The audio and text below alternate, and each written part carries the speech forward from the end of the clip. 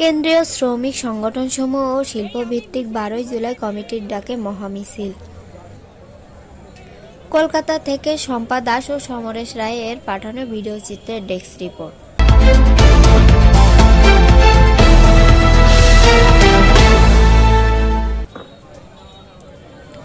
বৃহস্পতিবার ঠিক বিকেল 5টায় ধর্মতলায় লেনিন মূর্তির সামনে থেকে কেন্দ্রীয় শ্রমিক সংগঠনসমূহ ও শিল্পভিত্তিক 12 জুলাই কমিটির আহ্বানে এক মহা মিছিল কলেজ স্কয়ার পর্যন্ত।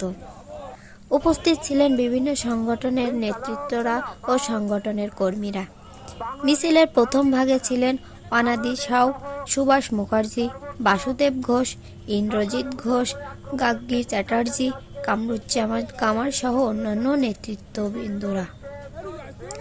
এই মিছিলে অংশগ্রহণ করেন যে সকল ট্রেড ও ইউনিয়ন, তাদের মধ্যে ছিলেন CITU, UTUC, INTUC, AITUC, AIUTUC, AICCTU, 12 July এবং কংগ্রেস।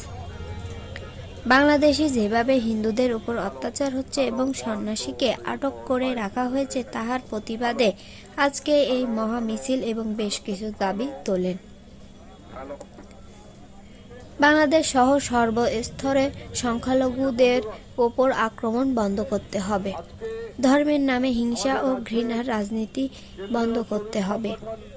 সুপ্রিম কোর্টের রায় অনুযায়ী ধর্মীয় স্থানের স্থিতি অবস্থা বজায় রাখতে হবে। সর্বত্র সাম্প্রদায়িক সম্প্রীতি ও শান্তি বজায় রাখতে হবে। বিনা স্বার্থে আটক সন্ন্যাসীদের মুক্তি দিতে হবে। যারা হিন্দুদের উপর অত্যাচার করেছে, খুন করেছে, অবিলম্বে বন্ধ করতে হবে। আজ এই সকল দাবি নিয়ে বিভিন্ন ট্রেড ও ইউনিয়নে কয়েকশো শ্রমিক ও সদস্যরা মিছিল করে কলেজ স্কয়ার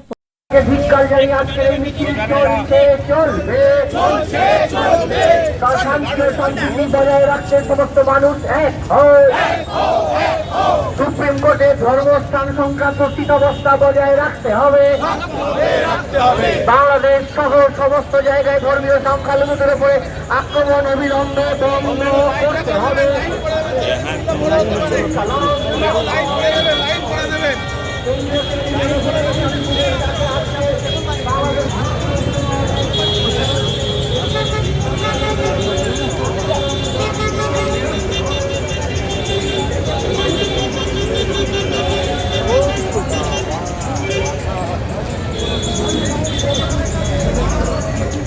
ব্যানারটা ছেড়ে দিই, ব্যানারটা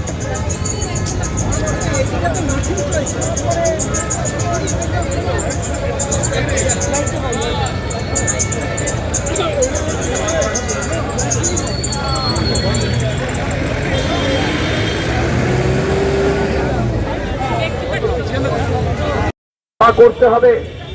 একইভাবে ভারতবর্ষেও আমরা মনে করি আমাদের দেশে যারা সংখ্যালঘু মানুষ, সেই সমস্ত মানুষের নিরাপত্তা সেটাও ভারতবর্ষের সরকারকে সুনিশ্চিত করতে হবে। এবং কিছু মানুষ ধর্মের নামে তারা ঘৃণা এবং হিংসার রাজনীতি করছেন, মানুষের মধ্যে বিভেদ এবং অনৈক্য তৈরি করার চেষ্টা করছেন। সে ভারতবর্ষ হতে পারে, সে বাংলাদেশ হতে পারে, তার বিরুদ্ধে আমাদের সোচ্চার হতে হবে। আমরা আর কিছুক্ষণের মধ্যে 10 মিনিট আমাদের মধ্যবিত্ত কর্মচারী সংগঠন তারা অনুরোধ করেছেন, যারা ডালহাউসিতে বিভিন্ন অফিসে চাকরি করেন, রাজ্য সরকারি কর্মচারী, কেন্দ্র সরকারি কর্মচারী, সংগঠন বা ব্যাংক, বীমা, অন্যান্য সৌদাগরি দপ্তরে তারা একটু বলেছেন যে তাদের অফিস থেকে বেরিয়ে এখানে আসতে হবে। তার জন্য আমরা যেন একটু অপেক্ষা করি।